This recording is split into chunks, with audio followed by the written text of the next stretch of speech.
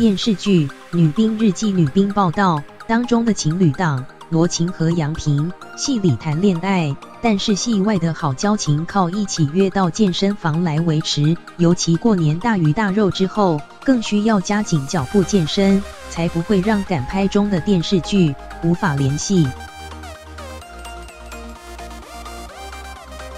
一吸一吐注意呼吸，一身紧身劲装的杨晴，卖力锻炼着手臂肌肉，重量训练对她来说是每天必须的功课，而她的训练重点也是女明星最在意的。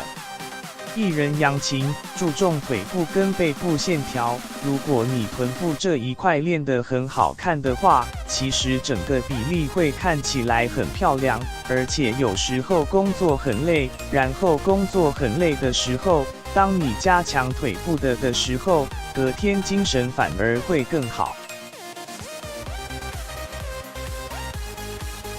戏里和他甜蜜蜜谈恋爱的罗平，也是个健身狂热分子，先跑步热身，再做胸部和腹部的重量训练，接着才做臀部。但是想要持续习惯，伙伴很重要。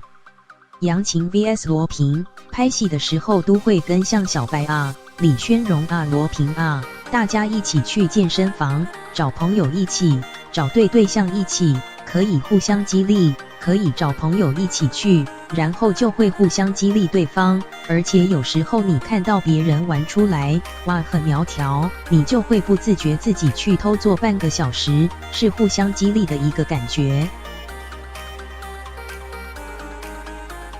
尤其过年放长假，很容易大吃大喝放纵自己。女兵日记女力报道还在拍摄中，过年只能休到就开工。杨晴不敢恣意大吃，怕身材一走样，过完年观众恐怕就不认得她了。